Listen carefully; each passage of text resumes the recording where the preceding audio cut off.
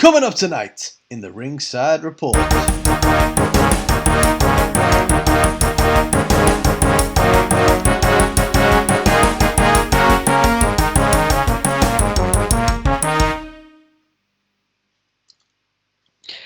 We have fans trying to cancel John Cena after his comments on Chris Kanyon.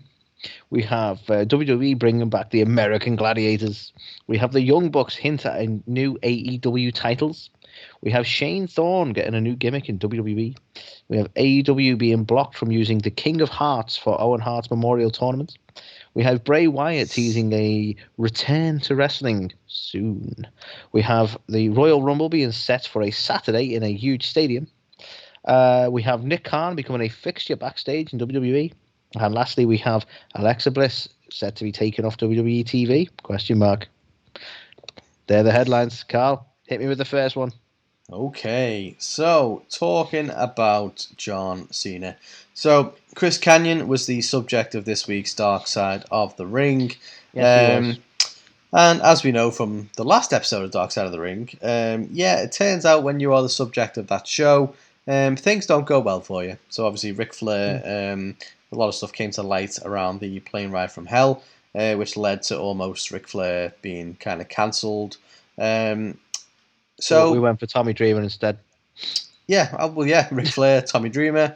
Yeah, so it has casualties, if you will. But yeah, so the attention was focused on Chris Kanyon this week and his battle and struggle with the fact that he was a homosexual man in the crazy world of pro wrestling that felt like he couldn't come out to. Yeah, well, that's the thing. It was especially at a time when it very much felt like you couldn't.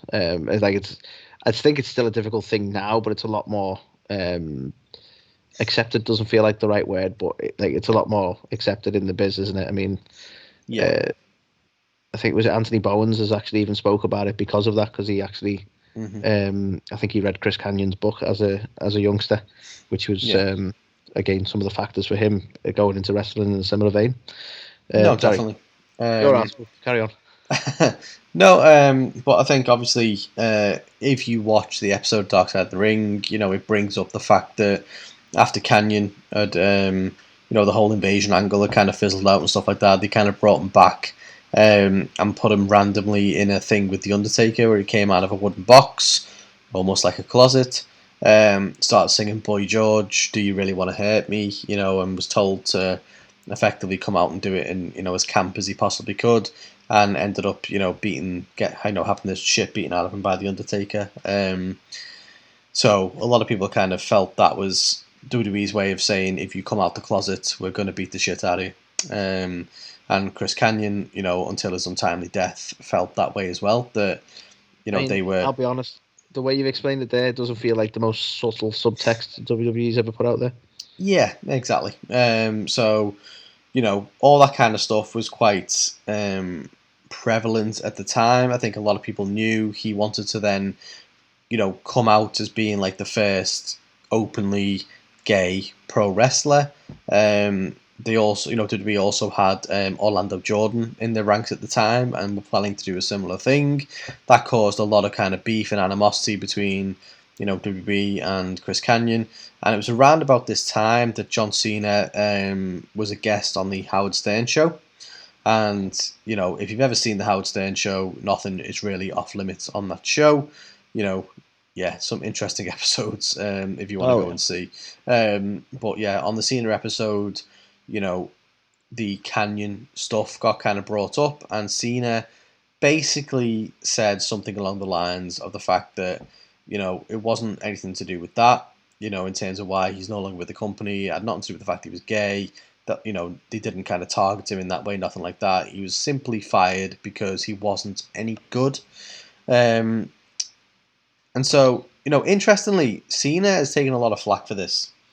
Also on the Howard Stern Show the following week, Ric Flair came on the show. Now, Chris Kanyon was working, in some capacity with the Howard Stern Show at this time. So it was post his WWE career. He felt like they had a bit of an agenda against them, and he did kind of come out and speak about it quite often on the show. But Ric Flair, who was someone that Kanyon looked up to, also came on the Howard Stern Show and basically just told Chris Kanyon that no, he was trash and that's the reason he was fired and all this kind of stuff. And yeah, it was ultimately not a good time for Chris. But obviously, people watching the episode of Dark Side of the Ring saw what John Cena said, and imminently he was trending across the likes of Twitter and so on and so forth, with people taking a bit of umbrage to the fact that, feeling like he contributed to, Canyon's mental health and, his kind of ultimate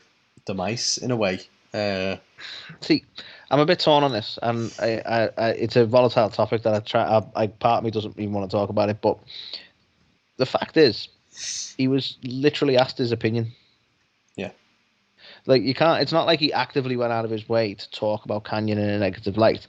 They said to them, essentially, what do you think of him?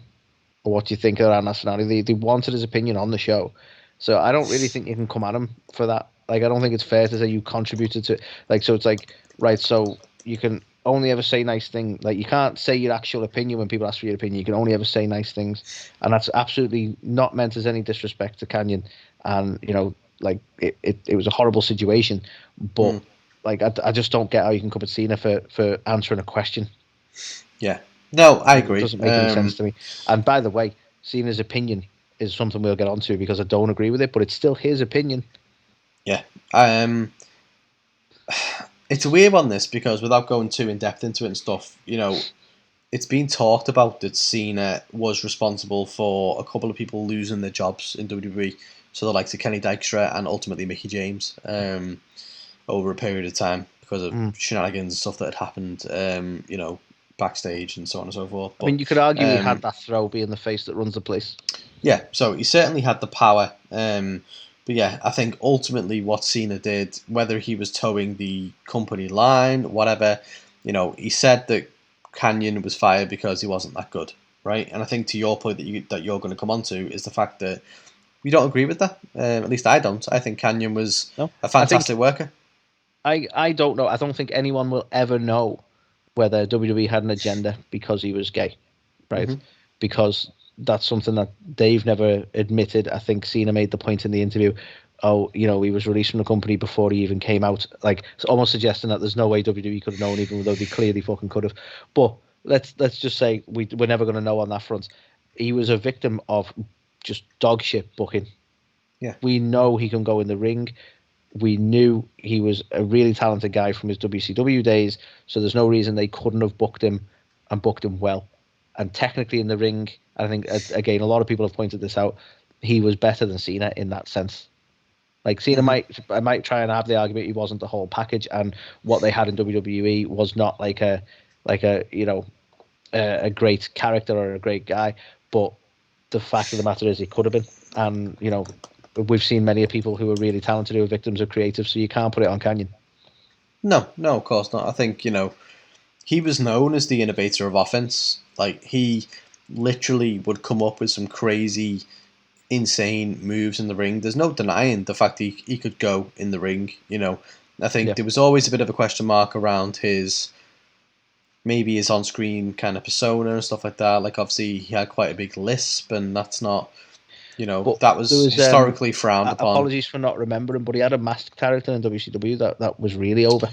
Mortis, yeah. So it was around like the Mortal Kombat time, wasn't it? He was effectively involved in that. We had Glacier involved. We had, obviously, Adam Bomb came into it as a character as well. As in that time, Wrath, wasn't it? So yeah, obviously he was super over, but then the NWO happened, and it became a big shift away from like cartoony stuff to real life things. I think Cody Rhodes famously pointed out with Zack Ryder, if you can get over once, you can get over again. Yeah, I agree. He had it.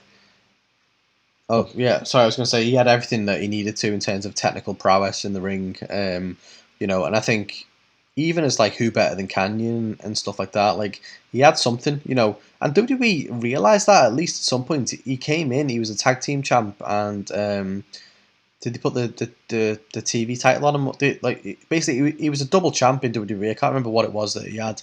I think it was like a tag belt and one of the singles belts. But, they recognized he had something in him then as well. But, also in that documentary, it does paint him in a bit of a interesting light. You know, he obviously had bipolar disorder and stuff as well, so he had a lot going on. You know, bless him, in his life. But yeah, I don't know. I think who is to know, you know, with 100% certainty whether or not WWE were aware of the fact he was, you know, a gay man, and whether that played any kind of part in his downfall. Nobody really knows. But I think, to your point, Cena shared his opinion. Whether it was his opinion or he was towing the company line, who knows? You know, I even think if there's a it was the very high latter. possibility that he didn't fucking know. Yeah. Like, he may have been the face that runs the place, but he probably never truly knew. Like, there's things he'd have known that he didn't, like, say. Do you know what I mean? Yeah. Yeah. But he might not have truly known what the release was, and he might have even truly believed his own bullshit that, like, Canyon just was no good. Like, he might have truly believed that. Who knows? But again, they're all his opinions. As much as I don't agree with them, like, I don't think you can, like, come at the guy for that. No. And I don't think it's fair to say he contributed to Canyon's mental health in that sense, because they were asking him those questions. You can't just go, well, I'm gonna totally avoid that topic. Do you know what I mean? No. He was kind of put in that position to say what he thought, and what he thought was that, as much as I don't agree with it. Yeah, I think, you know, it's a very different thing when you're comparing opinions and with facts. But ultimately, in this scenario, we're comparing the opinion of someone who thinks Chris Kanyon was a fantastic wrestler to the opinion of someone who doesn't. At the end of the day, everyone's got an opinion, so it is what it is. I don't think that is cancel worthy in any way, shape, or form. So, but yeah, I think obviously it's horrible what happened with Chris, what he went through, and, you know, the life that he led and the secrecy he felt he had to put out there and stuff, and obviously the battles that he went through. But yeah, I don't know. I think to cancel somebody for basically saying, "Oh, I don't think he was a good wrestler," whether it was his opinion or he was towing the company line, you can't cancel someone for that. But yeah, it's obviously unfortunate that it went the way it did with Canyon. But yeah, who better than Canyon? That's what I say. Indeed. So, sort of moving over, Carl, to the next one is almost a strange one in a way, but it feels like a good fit. This, and it's the fact that WWE and MKM are teaming up to reboot the American Gladiators. Of course they are. Of course they fucking are. And why the fuck not? So we all may remember. Obviously, it was on TV in the 90s. I think we had a UK version of it as well, Carl, around the same time. I know we definitely had a UK version, by the way. I just can't remember the era. And then I think they rebooted it in, I want to say, 2008, and it actually had Hulk Hogan involved. Don't think they're going to do that this time. Just a hunch. Don't think he's going to be on TV. But yeah, apparently we're going to have this sort of. They've got a few different projects lined up lately that are very non-wrestling related, but this looks like we're going to see this come through as a series, and I'd be very interested to see what the WWE input on it is. What do you make of this one, Carl?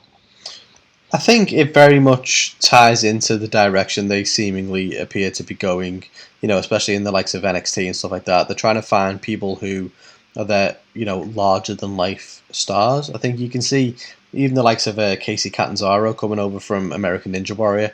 You know, there's something that they're interested in that, of like athletes who are, you know, freakishly kind of strong or big, or, you know, can do very athletic things. So to your point, it feels like a good fit for the direction they're headed.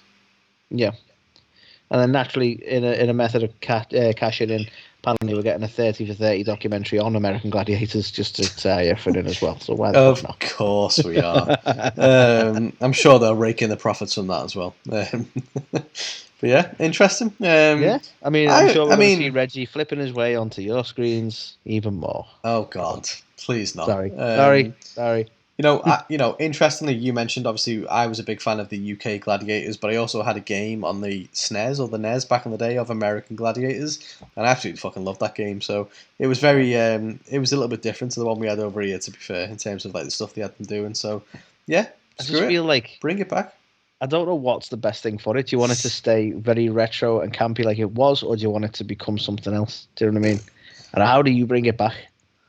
I think with anything these days that has existed before is, can you bring it back in the same light it was, or do you have to make changes? You know, that's the thing, because it's a really difficult decision to make in it, because like people are going to compare it to the old one, so do you try and pay homage to that in the right way, or do you try and just do something totally different, knowing that you're never going to match it? It's a difficult one, man. No, it is. But yeah, we'll Good see. luck, Let's see WWE. if it comes Good back luck. on our screens. I'm sure it's going to be a hit like the XFL. I'm sure. So the next one to talk about, the Young Bucks are calling Anthony for new AEW titles. So it comes from an update to their Twitter bio, which they do on a frequent basis. But they updated their bio to read, "Give us the trios titles, #SuperClick." Now, this has long been discussed. We know there's a lot of trios teams in AEW, to the point where they've even factored it into their kind of win-loss records. So you have singles, tag, and trios making up the kind of overall record and score. So yeah, they definitely go all in, pun intended, on trios kind of competitions. So yeah, what do you make of this? The Young Bucks are basically hinting at the fact we might see some trios titles, and know that it's been also hinted at that we're going to get an additional women's title. So obviously with the TNT title we have today, apparently we're going to get the TBS title for the women. So while we're talking titles, TBS title, a bad idea. Okay.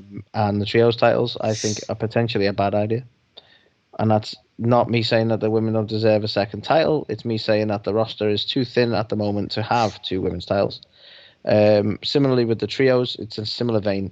Whilst they've got more trios than WWE have ever had, that might be an incorrect statement.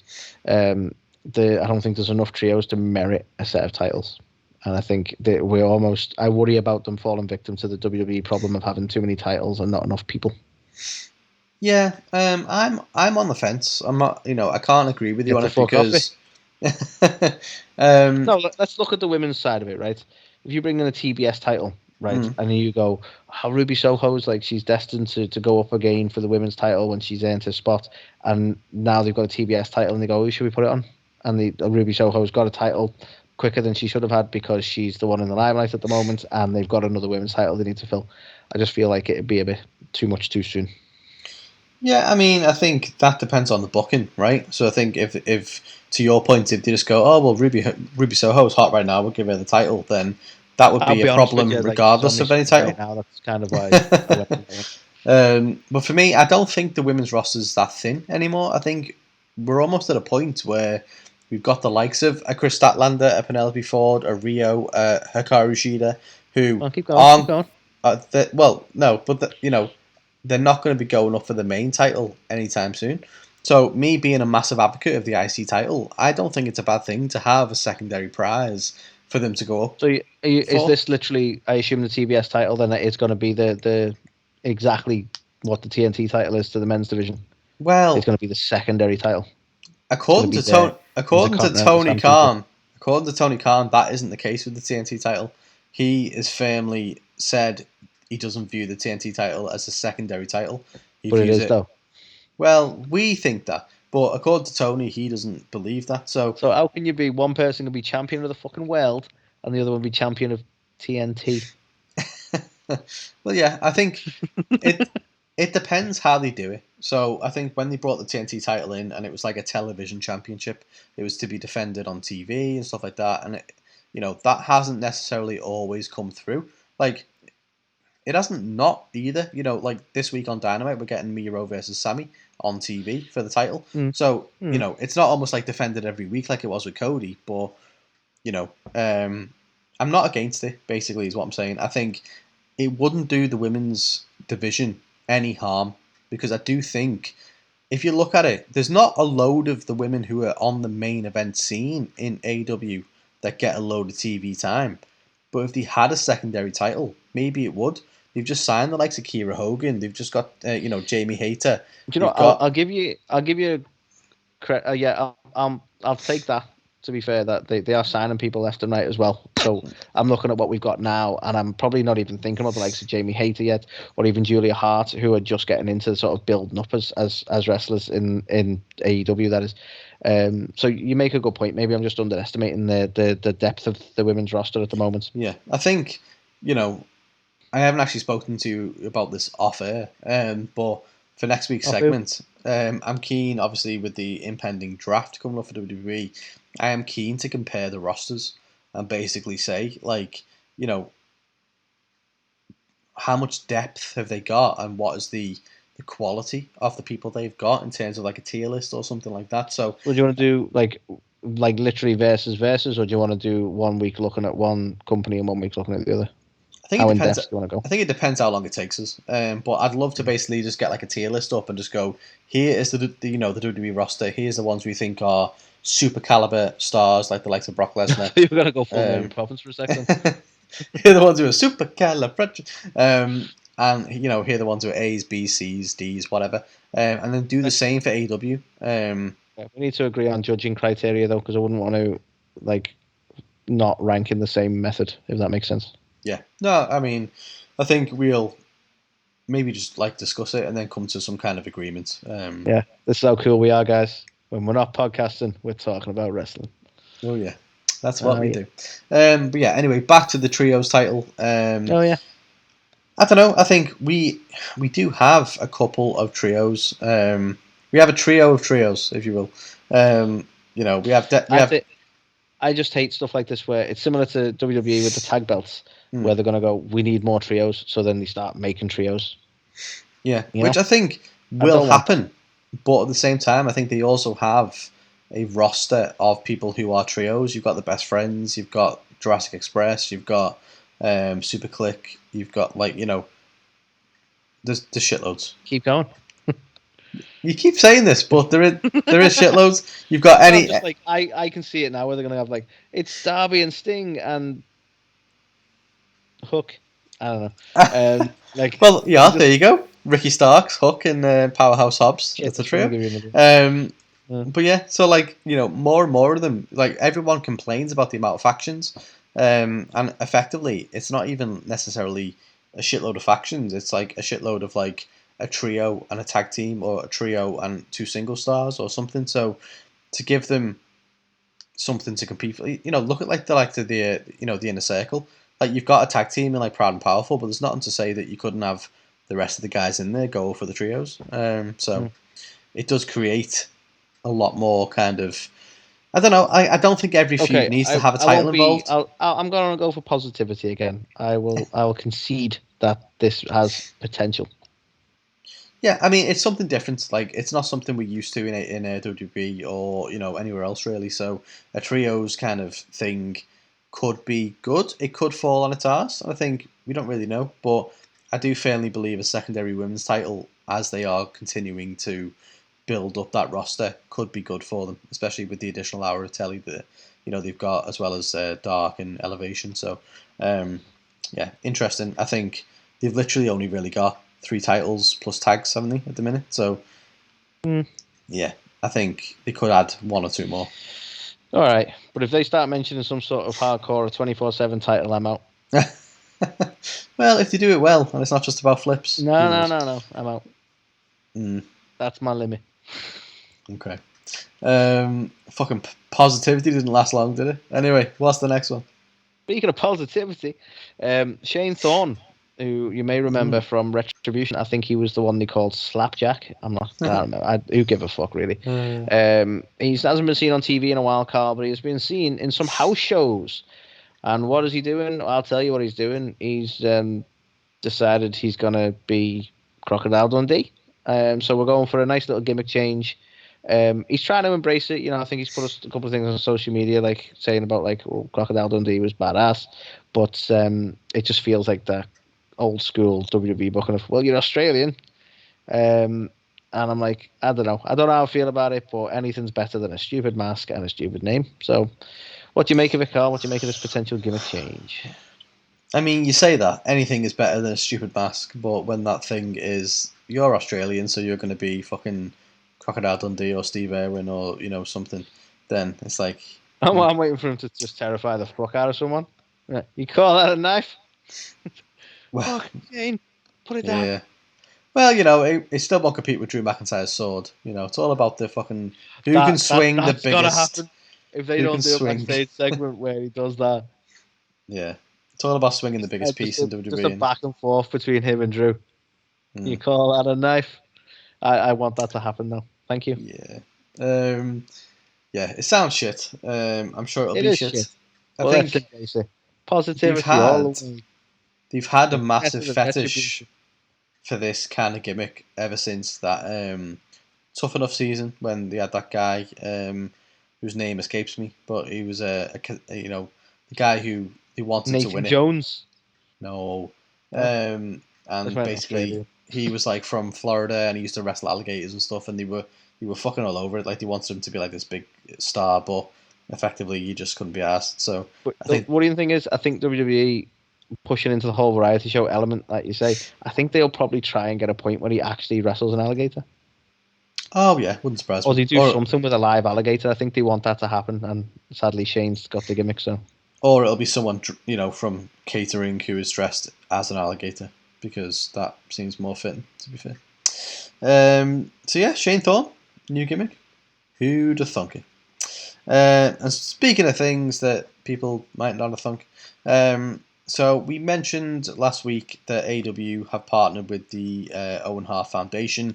Obviously, work closely with Martha Hart. Now, we also mentioned last week that a while ago we reported on AEW trademarking the King of Hearts name, and we were kind of speculating on what that might mean.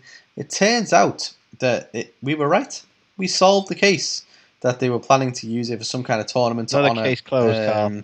Owen Hart. However, they have been blocked from using that name.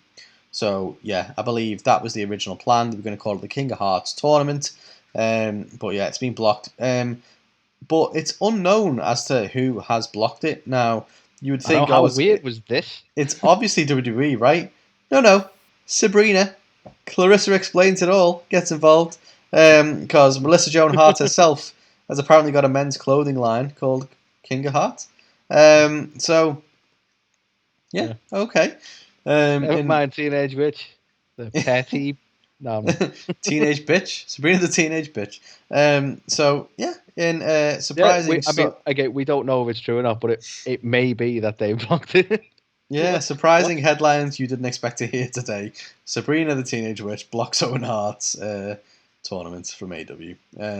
Which So is yeah, madness because, like, I don't know how all this sort of legality works, but obviously the King of Hearts was Owen Hart's nickname way before her clothing line existed, so you wouldn't think she'd be able to block it, especially because the trademark was successful for AEW. So I don't understand how it's being blocked by anybody.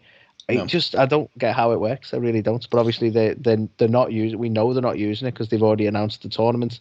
And I think the name of the actual cup was going to be the Owen, wasn't it? Didn't you report last week?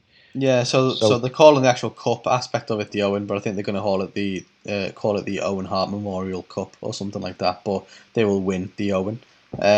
So it's still going to be nice. It's still going to be an homage, but it does. Like in a lot of respects, it really doesn't matter too much, does it? The King of Hearts, I think, in all honesty, had a nicer ring to it, but the meaning behind the tournament is still the same, regardless. Yeah, I think as well, in a weird way, it may have been beneficial to call it the Owen Hart Memorial Cup because I could see down the line people going, well, why can't the women wrestle in this? It's called the King of Hearts.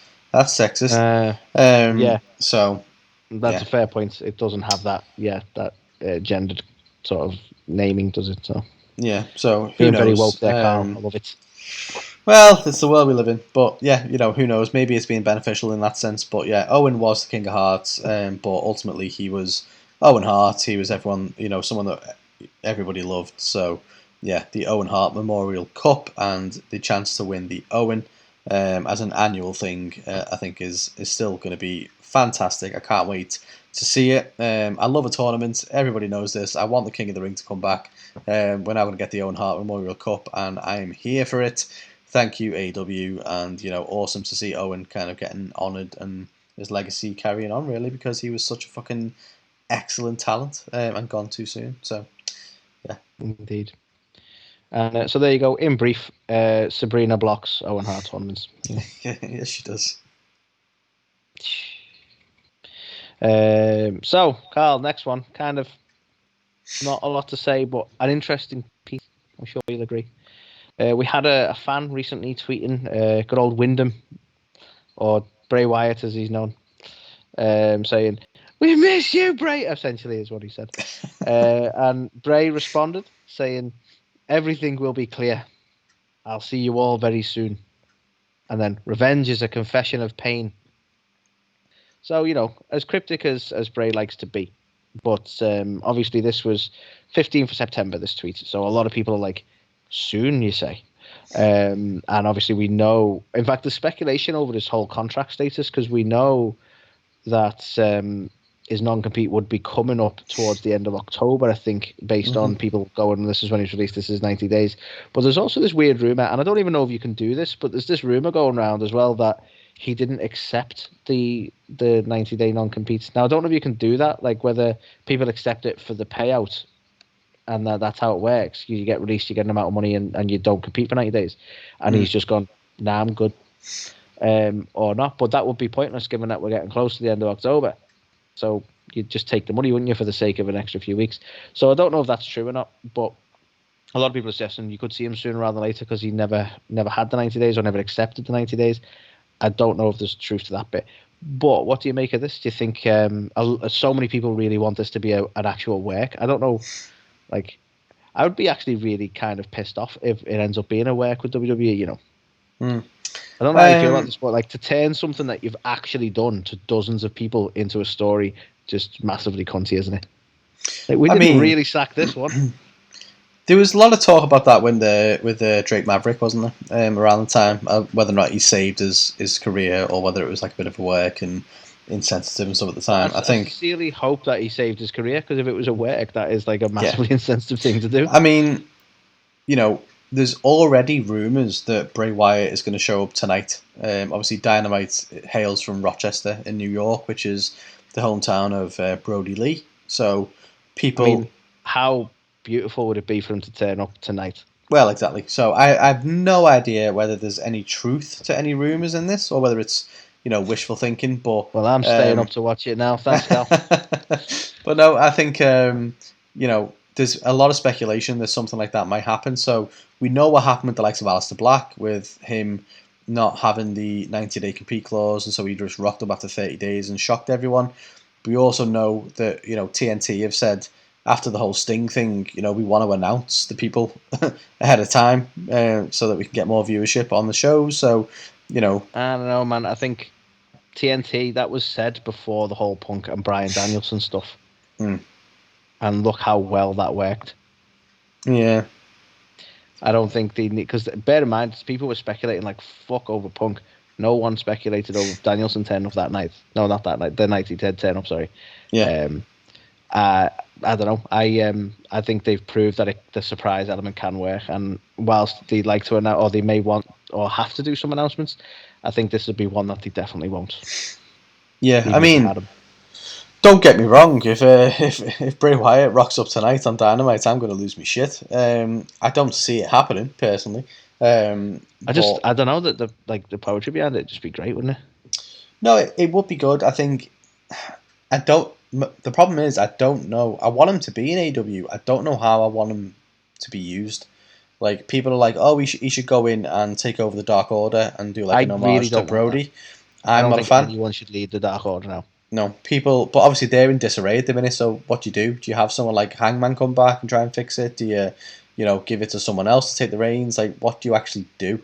So that's all up in the air. But then you've got the other aspect of like, would you bring him back and align him with the likes of Malachi Black? And it's like, well, no, either. I'm not a big fan of that. So I don't really know what you do with him. You bring him back and have him be his own entity, which. Yeah, I'm kind of leaning towards, but then you've also got like so many others who are just like these creepy guys now who are a bit like with aligning with something just because there's a lot going on. I mean, maybe if he just randomly appears to Sister Abigail Cody every once in a while, and I think that'd get him over with the crowd. I mean, fucking hell, yeah, instant babyface. Yeah, no, I don't know. I don't think he's coming back tonight. It's a difficult one, isn't it? Yeah, I don't think he's coming back, but. I would love him to show up in AEW at some point, and I can't wait to see what's next. He's clearly got a fantastic mind for the business. He's coming. I mean, don't get me wrong, Husky Harris, not exactly brilliant, but Bray Wyatt, the Fiend characters and stuff. such an asset on the creative side of things, even not in the ring. Like, if they had him, like, from the creative element, like, look at the work he did over the pandemic for WrestleMania. He essentially put most of that. I'm going to say all of it, but I'll give most, just to be fair, of his whole storyline with John Cena together. And the creativity behind it's amazing. And he's always been great with his character work. I think he's definitely an asset to them. I do worry about AEW getting oversaturated at times, especially like you say with solo stars. So that is a factor, but I just don't think it'd be right for anyone to take the reins with the Dark Order. That's the thing. Yeah. So yeah, it's a weird one. I think if all is to be believed, he's still got like another 30 days or so left on his non-compete clause. But nobody knows what exactly has been signed or not signed or whatever. Or if so he toes the line anywhere. and he turns up, but he doesn't compete. You know, there's always an element of that. Or he just rocks back up in WWE like nothing's happened. Who even knows? Yeah, and it turns out he broke the ropes. Just shit! I didn't even think sorry. about that. I'm sorry. Don't. Sorry. Oh God. I'm sorry. Yeah, please no. So yeah, interesting one. But yeah, hopefully we do get to see him somewhere soon because obviously he is a legend. So fingers crossed on that one. The next one, Anthony, to talk about. Sorry, just before we leave that though, the last image he put up was that Oni mask. Do you think we're actually going to get like a different character? Like, because that obviously that it'd be nothing like the Fiend with it. It'd be very I don't. Spiritual is probably not the right word. I don't know enough history behind that Oni mask or that sort of design too well. But like, we could see a totally different character, or maybe even just Bray. Yeah, I mean, it sounds like if they go down the Oni route, it's going to be some kind of spirituality, some kind of harnessing of some kind of power in some way. So a little bit supernatural for AEW, which isn't necessarily a bad thing. But yeah, be interesting to see how it all fits in with the current setup. Good. Okay, I'm done now. You can move on to the next one that you were trying to do. Okay. Anyway, as I was saying, actually, just one more. Shut up. So this is actually good news for us, Anthony, because it's been announced, confirmed, that the Royal Rumble is going to take place on Saturday, January 29th, 2022. Guys, honestly, I'm sure it means something to the Americans as well. We have no idea how important that is for UK fans. Because we're staying at Royal Rumble. We do this with Royal Rumble. We are staying up to watch Royal Rumble. No two ways about it. And having to go into work the next day is a real like. Oh God, yeah. And then it's like, all right, I'm gonna have to book it off then. But then you book off a day, and you just spend most of it just absolutely dying in bed. So the fact is, it's on a Saturday, means we are definitely watching this together. We're staying up, probably going to do another live Twitch or something like that. We're here for it. It's going to be good times. But yeah, obviously cemented for us that we're doing something live on this, definitely for sure. So not to talk shop, Carl, but like I'm thinking that rather than doing one big live, we do live reactions. Okay. Periodically.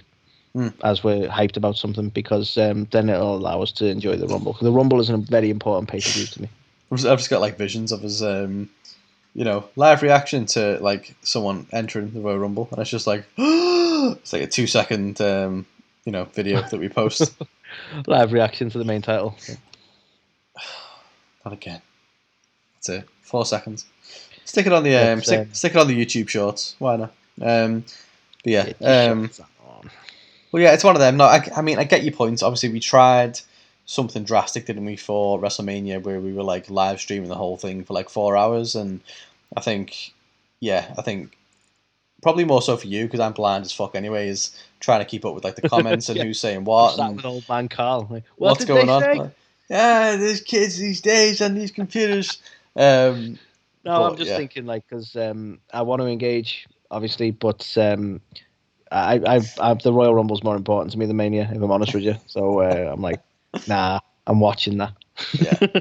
No, I think regardless of whatever we decide, we'll definitely be back with copious amounts of activity. I think we did like a drinking game last time and stuff, didn't we? We did. For the fans, every time we have to take a drink, we'll live stream. Yeah. Carl's very brutal drinking game last time. Yep. Do you know what? It sounded fine at the time. Everyone even praised it, and then I think only when they did it did they go, "God, this was bad." I know there was definitely two or three who communicated with us over the fact that they tried it, and they had the same experience as us, that it wasn't feasible. The fact is, we're British, and I mean, I'm not going to speak for you, but to me, we like a drink. So yeah, one of them things. But yeah, I'm sure we'll be back in some capacity. Might have to tone it down, make it PG so the kids can drink too. No, don't drink, kids. Instead, you have to draw it back with doing Smirnoff Ice instead, just to keep it safe. Blue Wickets all around.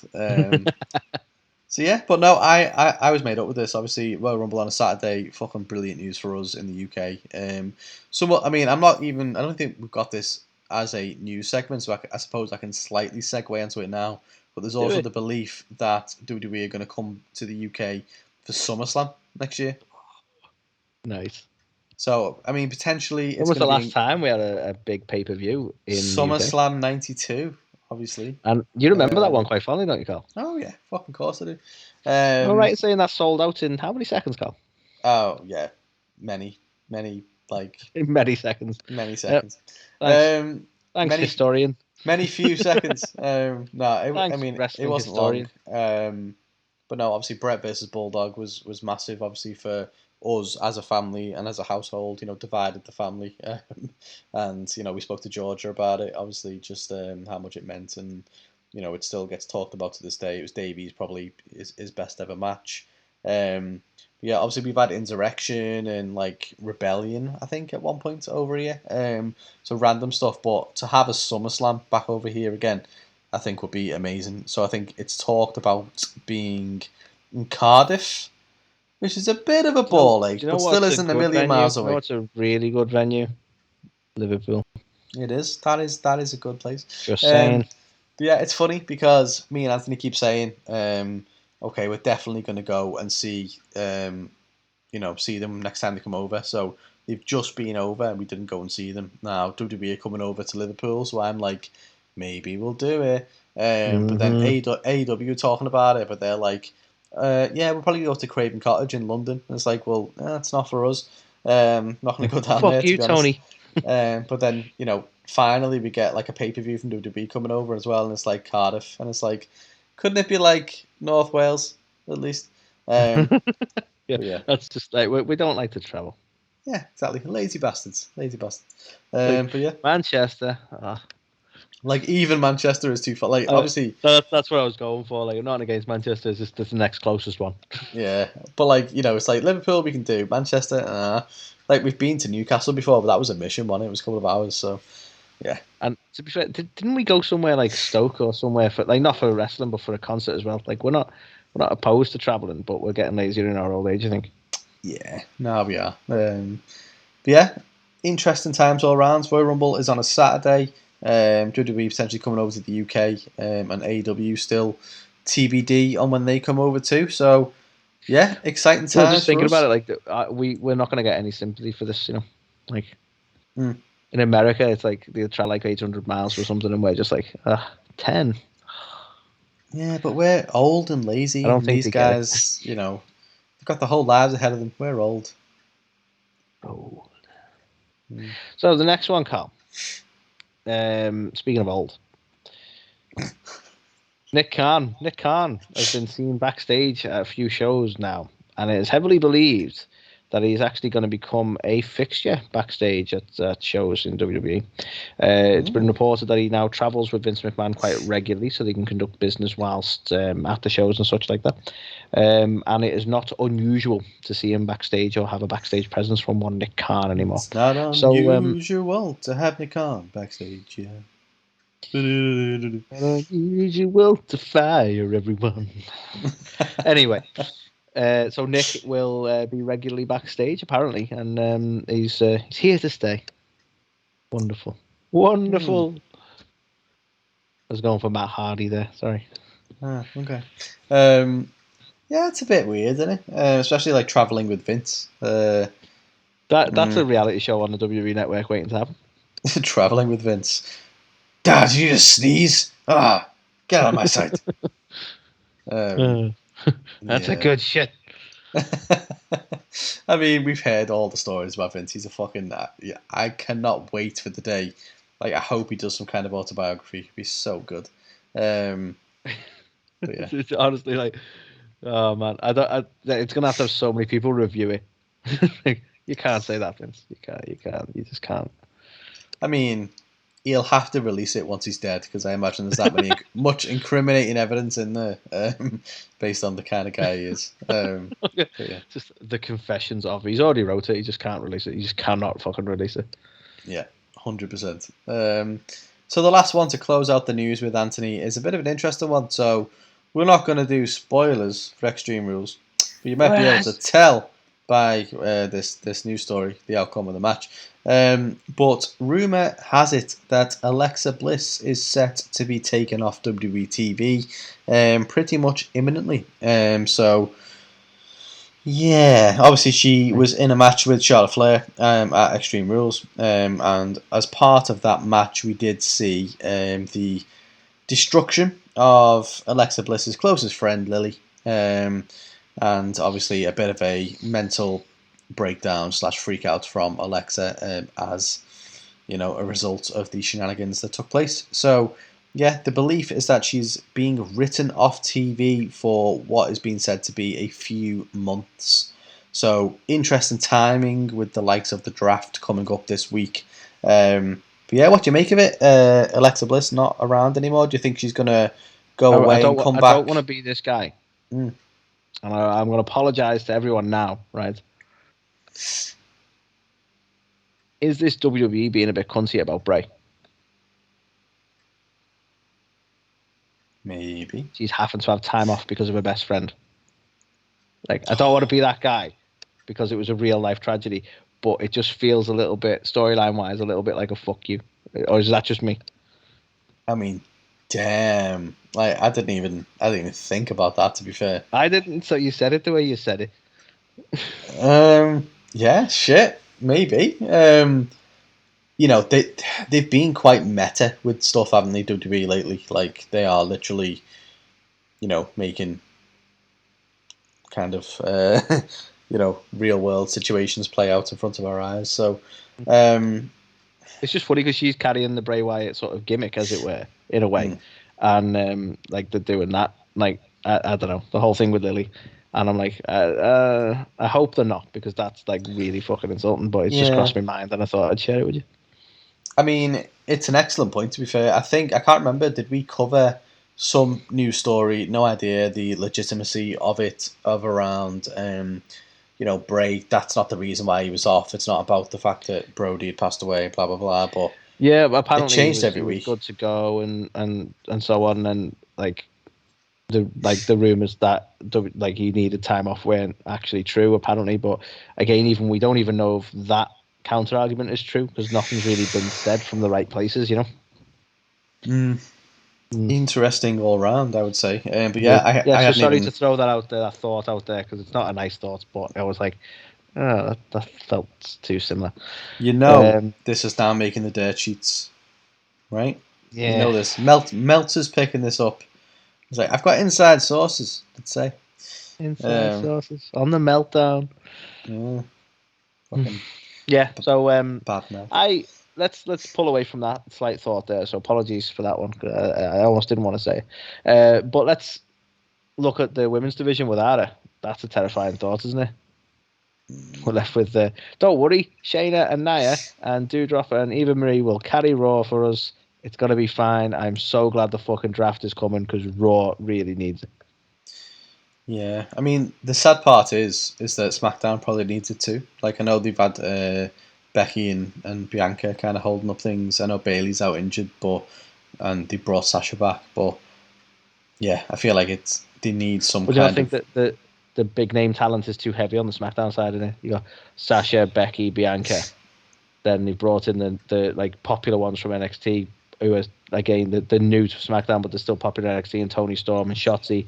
You got fan favourite out of Liv Morgan. We've got like Selena Vega, who's not being used very well right now, but also a big name. It just seems way too heavy on the SmackDown side. Definitely needs to space it out. Yeah, no, I mean, I think you're right. I think Raw does have a decent amount, but they've just been booked so poorly that you just kind of forget they exist, like Nikki Cross and Rhea Ripley and stuff like that, and Asuka. Where's Asuka? Well, you know what I mean? Nikki Cross and Rhea Ripley are kind of floating between the two, aren't they now? Because they're tag team champs, so they can go on to any show. Not that they ever do, but they can. You can. And Asuka's not on screen at the minute for whatever reason, so you just like all we're getting is like Shayna and Nia or Doudrop and Eva Marie. Yeah. Beyond obviously Charlotte and Alexa, and now Alexa's not going to be on TV. Yeah. No, you're right. I think it's a long time coming. I think for this draft, and hopefully they get it right to the point where things feel fresh again. But we'll see. It wouldn't be the first time that they've just done a draft and pretty much everybody's stayed more or less where they were. So that, Anthony, was the news this week. That was it. Went through all the news, all the rumours, everything going on in the world of wrestling.